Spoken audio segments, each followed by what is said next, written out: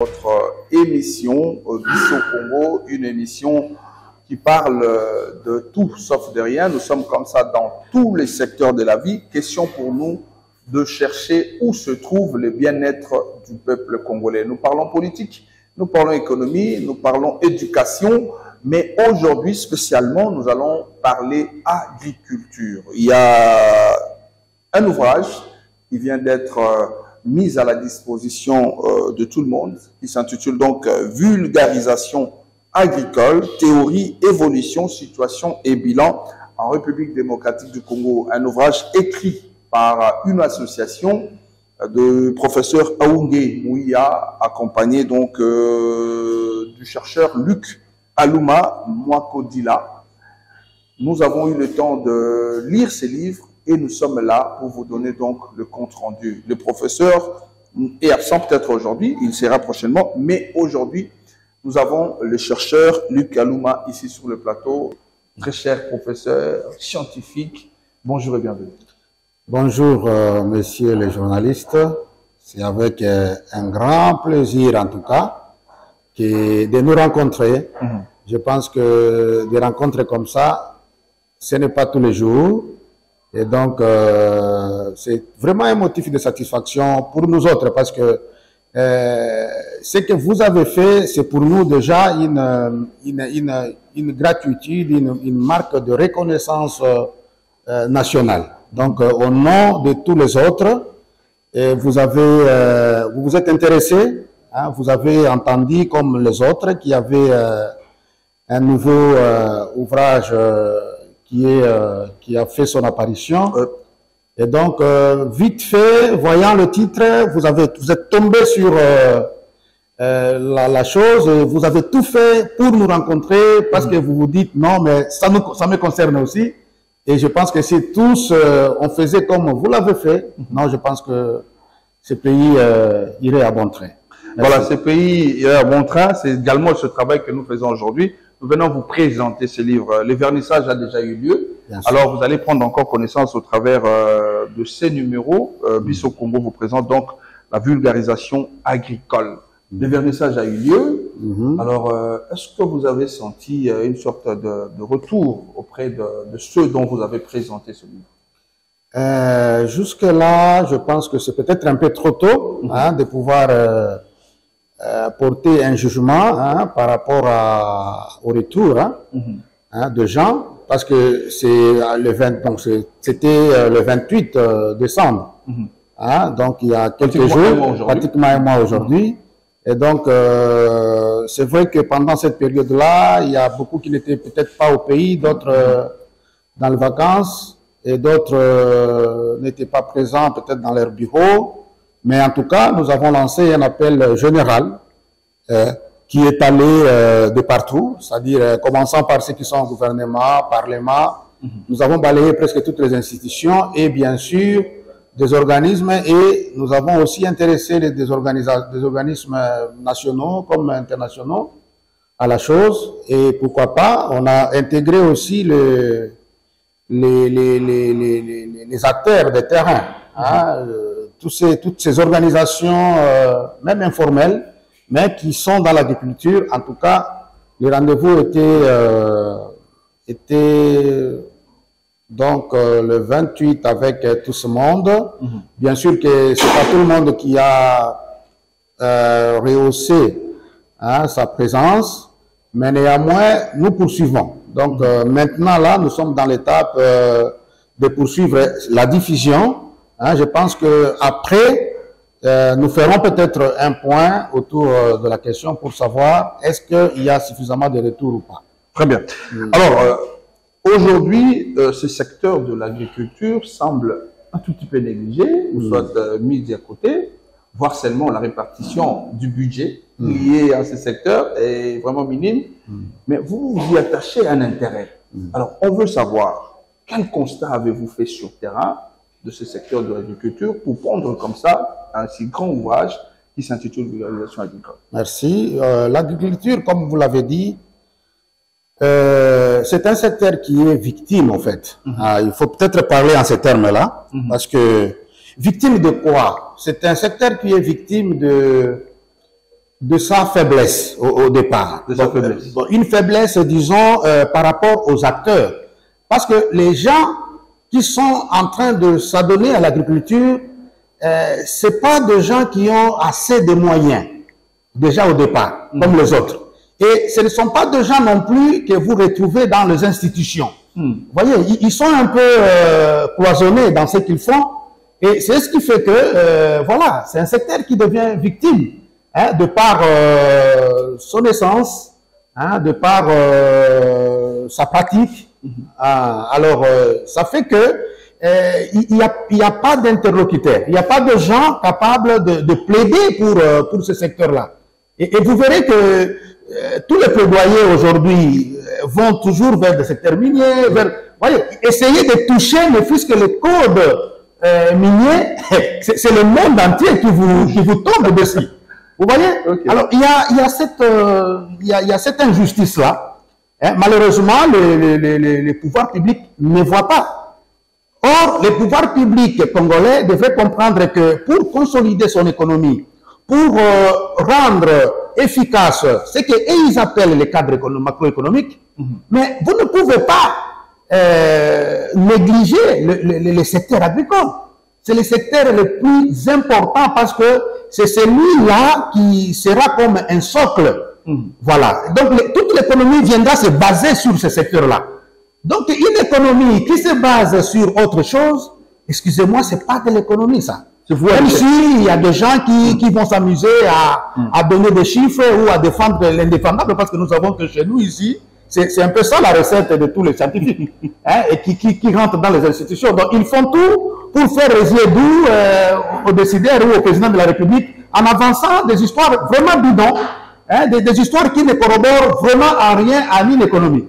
Vous voyez, quand vous êtes économiste ou vous êtes vraiment scientifique, et que vous ne comprenez pas ce que je dis, alors il faut peut-être reprendre les études. Une économie qui ne se base pas sur ce socle-là, ça c'est une économie qui est appelée à disparaître. Vous avez parlé de secteur public, vous avez même cité les chefs de l'État et vous avez parlé de l'économie. La base de l'économie, c'est l'agriculture. Alors, le chef de l'État a lancé comme ça une phrase magique. Je l'ai dit dans mon intro ici tout à l'heure. Il a parlé de la revanche du sol sur le sous-sol. Qu'est-ce que vous comprenez par cette phrase? Est-ce que cela est mis en service aujourd'hui? Bon, comme vous le savez, ce n'est qu'une phrase et ce n'est pas une première. Donc, déjà, depuis que nous avons eu l'indépendance, vous avez comme ça une succession de slogans, hein, que moi j'appelle slogans. Parce que on en est encore au niveau de slogans. Il y avait des slogans même meilleurs que ça. Hein, priorité de priorité, quinquennat de ceci, Salon Walinga Mosala. Hein, vous voyez, il y avait même mieux que ça. Hein, mais le problème, c'est que ça, ce ne sont que de vœux. Hein, ce sont que des vœux pieux, mais il faut de la substance. Hein, il faut donner aux vœux la substance pour que les choses arrivent à se matérialiser. Et pour que les choses se matérialisent, il faut des penseurs. Vous voyez, il faut c'est là où il faut faire appel à la pensée. Il faut de vrais penseurs qui arrivent à vous proposer des choses comme ce que nous avons proposé. Vous voyez, parce qu'avec ça, ce n'est pas qu'un livre, disons, scientifique ou académique. C'est au-delà de tout ça. Ici, vous avez tout un projet de société, ça. On y habitue. Et vous avez toute un outil, même un outil de travail. Donc, c'est vraiment, nous essayons là de mettre à la disposition du décideur ce qu'il faut pour justement aboutir à des slogans comme celui que le président de la République venait de prononcer. Si il faut vous le rappeler, fidèles téléspectateurs, nous sommes là pour vous présenter cet ouvrage qui s'intitule donc Vulgarisation agricole. On parle de la théorie d'évolution, situation et bilan en République démocratique du Congo. Le professeur l'a dit tout à l'heure. Des slogans, c'est bien bon, mais il faut aller trouver des idées pour la mise en pratique de ces slogans-là. Comme aujourd'hui, nous avons un livre très cher chercheur, vous parlez de la vulgarisation agricole. D'entrée de jeu, ceux qui vous écoutent, quand ils voient ce titre, ils voient cet ouvrage, que doivent-ils comprendre? Qu'est-ce que vous voulez dire par vulgarisation agricole? Merci. La vulgarisation agricole, théorie, évolution, situation et bilan en RDC, c'est un livre de référence en matière de vulgarisation agricole. Au fait, la vulgarisation agricole est un des maillons dans la politique générale qui concerne le secteur agricole et rural. C'est-à-dire que dans cette politique agricole, si on veut bien sûr la concevoir, vous avez ce qu'on appelle politique agricole d'abord elle-même. Alors, la politique agricole doit s'imbriquer ou vient se reposer sur ce que nous appelons vulgarisation agricole, pour que les résultats arrivent justement à être implémentés. Pour que les résultats soient escomptés, la politique agricole ne suffit pas. Il faudrait que la politique agricole vienne s'asseoir sur la vulgarisation agricole et là, vous aurez des résultats. Mais l'erreur que nous, on a commise jusqu'à aujourd'hui, c'est justement ignorer ce maillon-là. Les maillons de vulgarisation, on n'a jamais voulu... Vous entendez dire que la RDC a une politique agricole? Oui, la politique c'est quoi? La politique, ce sont les objectifs et les moyens. Alors, vous ne me direz pas qu'il y a certains objectifs qui sont avancés. À chaque gouvernement, vous entendez toujours cela revenir. Mais il y a même de programmes ou de plans qui sont réalisés à gauche, à droite. Et au-delà, il y a aussi des moyens, même si nous déplorons le fait que nous n'arrivons pas toujours à 10%, comme avait souhaité la Banque africaine de développement, et que nous sommes encore au niveau de 2%, même difficilement, c'est souvent 1%, et difficilement nous arrivons à 2% pour dépasser pour dépasser.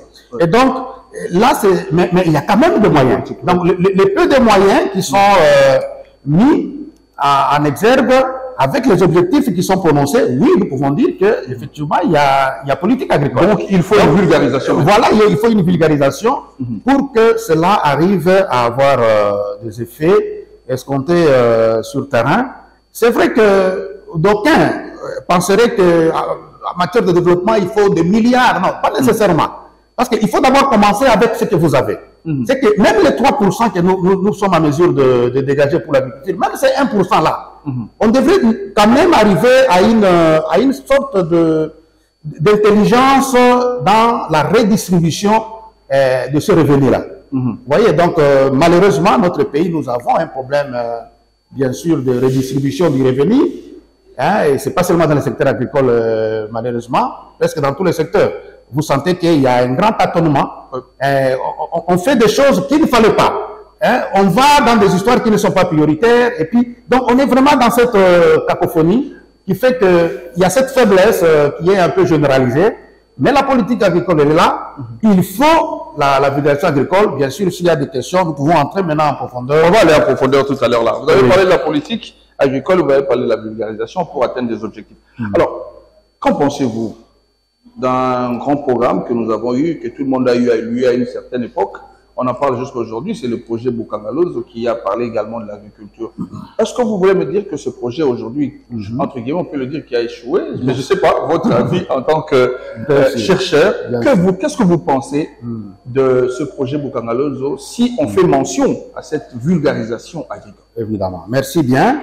Voyez-vous, nous avons passé l'avantage de cet ouvrage, c'est aussi ça, parce que nous avons passé en revue toutes ces actions-là. Depuis, même avant l'indépendance. D'ailleurs, avant l'indépendance, si les Belges ont réussi, c'était à cause de la vulgarisation agricole. Mais ils appelaient ça propagande agricole. La propagande agricole. Il faut une propagande. Vous ne pouvez pas réussir quelque chose comme ça. Il n'y a pas de génération spontanée. C'est-à-dire que si on veut les résultats, il faut aller là où la production est censée se réaliser. Et vous devez travailler là-bas. Et c'est comme ça que les résultats peuvent venir. Donc, il y avait la propagande, et puis après, nous avons relayé ça avec la vulgarisation agricole. Et donc, pour revenir à ta question qui concerne Bukangalozo, Voilà un exemple patent, un exemple qui parle de lui-même. Alors, ce projet-là, c'était un gigantesque projet. Oui. Et bien sûr, ce qui a fauché, c'est notamment, oui, on peut aussi soulever la question de la vulgarisation agricole. Parce que, voyez-vous, la vulgarisation en soi, ça ne concerne pas que les petites unités de production. Parce que d'aucuns auraient cette tendance de penser que ça concerne seulement les paysans, les villageois, parce que c'est à eux qu'il faut aller apprendre la technologie et ainsi de suite pour qu'ils arrivent à produire comme il se doit. Hein? C'est vrai, ça c'est un des aspects les plus importants, mais dans le secteur industriel, hein, dans le secteur intensif, hein, comme on appelle, et dans ce secteur-là, la vulgarisation agricole a aussi toute son importance. Parce que ce qui a manqué avec Bukangalonzo, c'est notamment cela. C'est-à-dire, vous ne pouvez pas œuvrer dans un secteur aussi comme l'agriculture sans, au préalable, mettre en place les structures d'appui au secteur de production. Et les structures d'appui, c'est notamment quoi? C'est notamment la vulgarisation agricole, là. Hein? C'est notamment ceux qui font les semences, par exemple. Ils font aussi partie de toutes ces... C'est notamment ceux qui se donnent un peu au génie rural, c'est-à-dire les machines et tout ça. Parce que vous savez, l'agriculture, si vous ne... Les rêves de Bukangalonzo, c'est-à-dire c'est aller déjà vite en besogne. Aller vite en besogne dans le sens d'importer autant de matériel qui coûte énormément d'argent. Mais qui vous dit que cette production-là avait nécessairement besoin de tout cela? Parce qu'il ne faut pas oublier que nous sommes là dans les lois de rendement, hein, que nous ont enseigné les économistes. Hein, les lois de rendement sont là. Donc vous ne pouvez pas apporter autant de facteurs fixes et vous attendre que la production va décoller. Parce que si vous exagérez les facteurs fixes, donc cela risque d'avoir des répercussions sur la production. C'est comme ça qu'il faut toujours chercher l'optimum, l'équilibre. Et ça, ce sont des structures de vulgarisation qui arrivent justement à penser, hein, à mettre la pensée en exercice pour arriver justement à ressortir quel type d'engin faudrait-il sur un sol qui présente telle texture ou telle caractéristique et afin d'arriver à tel résultat. C'est très important. Parce que vous risquez d'amener des machines, par exemple, voilà, par exemple chez nous ici. Vous n'avez pas une usine qui fabrique toutes ces machines-là. Mais vous ferez comment lorsque ça va tomber en panne? Vous irez encore dans ces pays-là pour aller importer. Vous voyez, tout ça c'est compliqué. Mais par contre, avant de mettre en place, par exemple, Bukangalonzo, si l'État pouvait aller demander, par exemple, à Caterpillar de venir implanter ici au Congo une succursale de Caterpillar, vous comprenez déjà? Vous voyez, donc à ce moment-là, vous avez cette idée à votre portée, donc tout ce qui peut advenir, et d'ailleurs, il n'est même pas dit que ce sont les mêmes engins que Caterpillar a envoyés dans tel ou tel pays qui viendront ici. Peut-être que Caterpillar, avec ses ingénieurs, ils peuvent concevoir des engins qui seront propres à vous.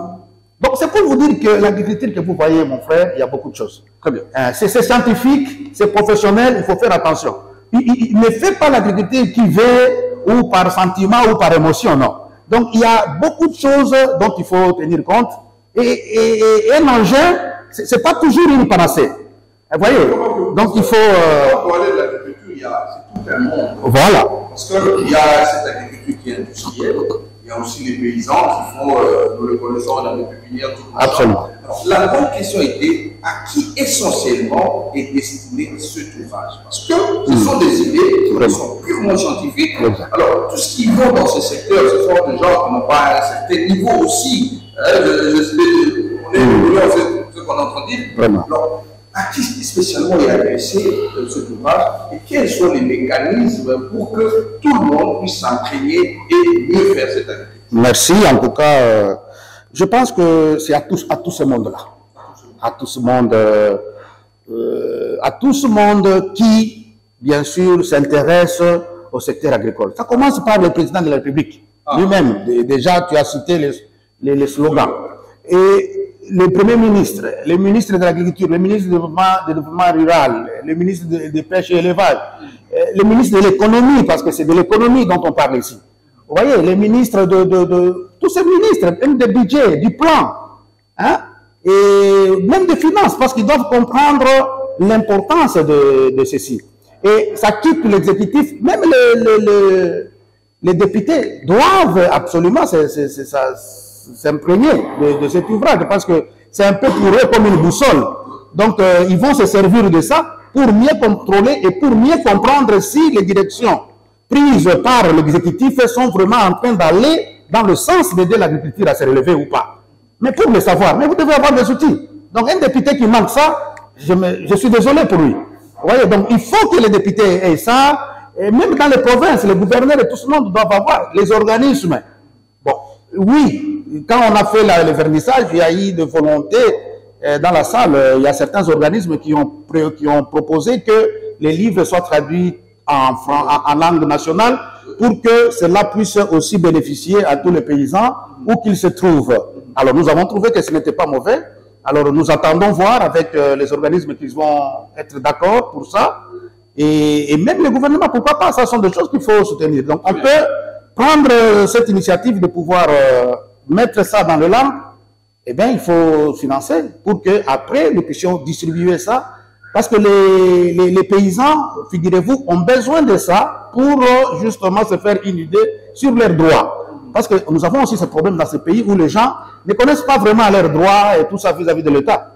Parce que, voilà, tout ça est là. Parce que la structure de vulgarisation qui va œuvrer dans chaque territoire, hein, les agents agricoles, les agents de la vulgarisation que nous proposons, qui seront dans chaque millier, ben, ces agents-là sont sous contrôle plutôt de la population que de la structure qui est à Kinshasa. Donc, les paysans ont un œil sur ces structures-là et ce sont eux qui apprécient et qui évaluent leur travail pour savoir si, est-ce que vous êtes content avec la structure qu'on a mis dans votre territoire? Est-ce que cette structure travaille bien? Est-ce qu'elle vous aide? Est-ce que tout ce qu'on envoie comme engrais ou je ne sais pas, comme semences, tout, est-ce que, voilà. Et tout ça, c'est à la population d'évaluer. Et donc, ils ont intérêt, cette population a intérêt à avoir aussi ces livres. Déjà, nous vous félicitons pour ce travail des titans que vous avez eu à faire. Vous êtes chercheur ensemble avec Sarangé et vous, Lucas Nouma, vous avez eu à donner cet ouvrage. Vous pensez en tant que Congolais, vous avez eu le souci, vous avez compris la situation, vous avez mis cet ouvrage à notre disposition. Alors, nous voyons qu'il faut une certaine approche vers ceux qui nous dirigent pour que ces livres soient vraiment répondus. Parce que vous avez eu cette idée-là, d'approcher soit le gouvernement, soit le président de la République, pour pouvoir poser ce problème. Parce que si l'État vous accompagne, je crois que tout ce que vous avez comme idée sera répondu au travers des 145 territoires. Pourquoi pas la République démocratique du Congo dans tout l'ensemble? Merci. Je pense que nous autres, nous n'avons pas de réseaux. Les seuls réseaux que nous avons, ce sont les réseaux scientifiques. Hein, c'est-à-dire que je peux aujourd'hui aller à l'université de Laval ou à Djamblou, ou je sais pas, je peux être reconnu. Hein, c'est-à-dire que comme nous écrivons, nous échangeons, en tout cas, les seuls réseaux que nous maîtrisons, ce sont ces réseaux-là. Mais bon, ceux qui ont des réseaux en politique ou en ceci, ça c'est un peu ce qui se passe chez nous. Bon, puisque nous n'avons pas des réseaux, disons, politiques ou des acquaintances, d'aller voir un membre de famille ou tout ça, parce que c'est comme ça que ça se passe chez vous ici. Hein? Il faut passer par là, mais ici, nous avons essayé d'être quand même nous avons essayé de pousser les choses plus loin, dans le sens que, effectivement, les autorités ont été sont contactés par rapport à ça. Okay. Donc nous avons écrit, donc il n'y a personne qui peut dire que dans son secrétariat, il n'y a pas eu, surtout les gouvernements d'abord dans son entièreté, tous les ministres, les premiers ministres, le président de la République, nous avons écrit officiellement avec un livre en annexe que nous ne demandons pas de nous payer, mais que nous offrons pour qu'ils prennent connaissance et que s'il y a besoin de nous inviter pour qu'on essaye de changer, qu'on échange. Parlement, nous avons, en tout cas, presque dans toutes les institutions, nous avons bien sûr écrit. Ceux qui n'ont pas peut-être reçu nos notes, sûrement qu'ils vont les avoir d'ici là. Donc, de ce côté-là, nous avons quand même essayé de faire de notre mieux. Nous sommes déjà en train de chuter, mais dites-nous, le livre comprend en moyenne de parties, et quels sont les moyens où le peuple congolais ou soit d'autres personnes peuvent en prendre? D'accord, le livre n'est pas du tout cher. Nous avons pensé à vendre ce livre à $40. Bon, ça c'est le prix proposé par l'éditeur. Mediaspol, qui est éditeur, bien sûr, dispose des livres dans ses librairies. Et puis, donc voilà. Et puis nous avons aussi un numéro, un contact que nous allons vous remettre. Ce numéro-là, c'est aussi un contact qui est chargé de la distribution de livres. Alors $40, c'est pour tout le monde. Bon, les institutions pourront peut-être les avoir à 50 pour aussi payer les frais de distribution.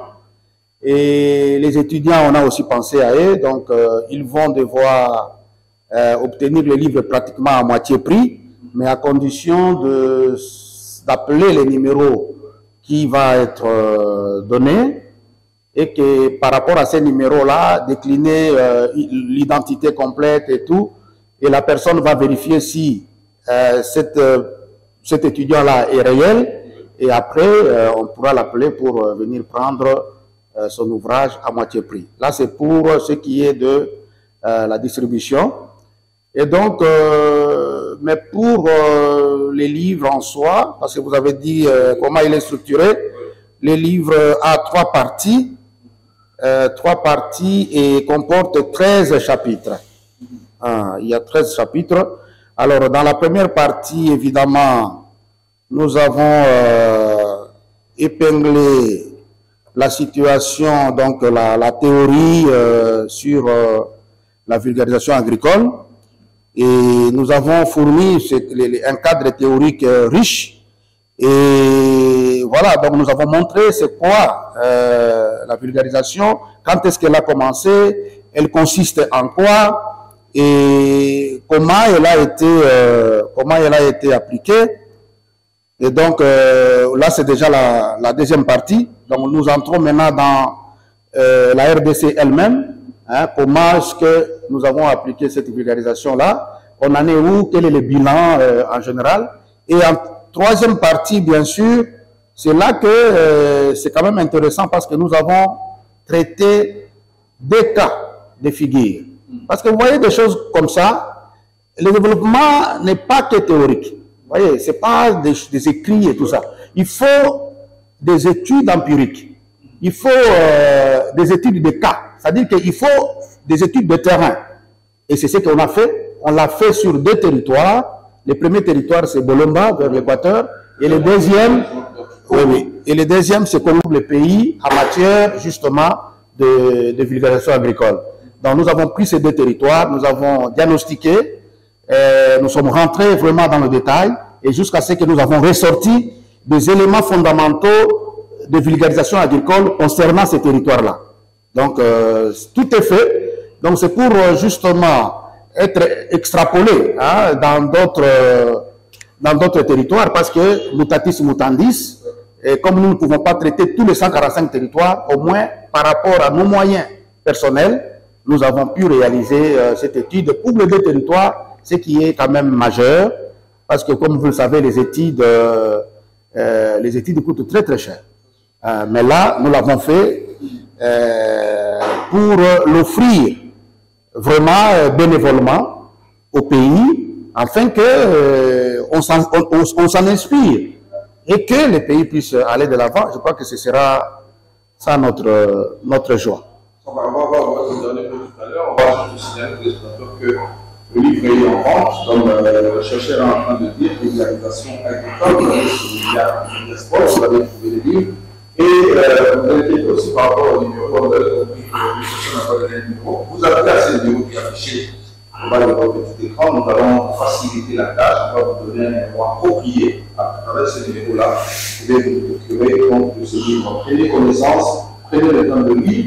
Nous allons également faire cet exercice. Le livre vient d'être mis à la disposition de tout le monde. Nous allons faire un lieu au mois de décembre. Nous sommes au mois de janvier. Nous également, ça c'est comme un tome A. Nous sommes venus pour voir le grand livre. Ça nous a vraiment intéressé. Nous n'allons pas vous garder ça pour nous-mêmes. Mais nous allons revenir par la suite. Nous également, nous allons prendre le temps de lire les contenus de ces livres. C'est tout seul, comme le chercheur vient de le dire. Nous voulons vraiment que ce secteur soit en exécution au travers de toute l'étendue du territoire. Donc, on reviendra peut-être prochainement. Je vois que les chercheurs ont un emploi du temps très chargé, mais nous allons faire un effort de trouver, comme nous avons trouvé aujourd'hui avec l'aide de notre ami Jean Guillaume, nous allons trouver du temps pour essayer d'en parler. Alors, on va jeter pour ce premier numéro, comme je suis en train de dire les trois grandes parties seront exploitées, nous reviendrons encore dans les maisons sentir quand on va prendre connaissance du livre. Alors, très cher professeur Femi Kalouma, comment pouvez-vous conclure donc ce premier numéro? D'abord, je remercie mon co-auteur, le prof Jean Aounge Mouhia. Moi, je ne suis pas encore professeur, je suis que chercheur, et c'est ce que je fais. Voilà, donc, par un élan patriotique, nous avons bien sûr réalisé cette œuvre, parce que justement, comme on dit, il ne faut pas demander ce que le pays peut faire pour vous, mais c'est à vous de vous demander ce que vous faites. Bon, au moins, nous l'avons fait, et le monde est témoin. Et nous garderons jalousement les accusés de réception, comme je venais de vous dire, parce que nous avons eu le temps de les remettre un peu partout. Et nous l'avons fait.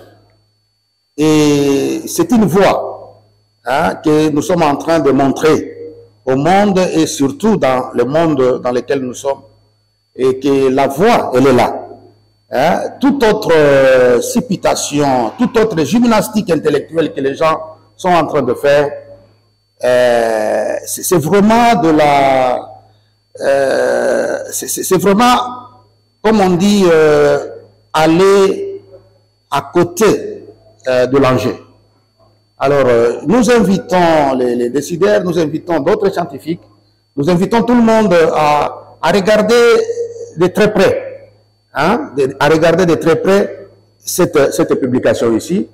La solution, elle est là.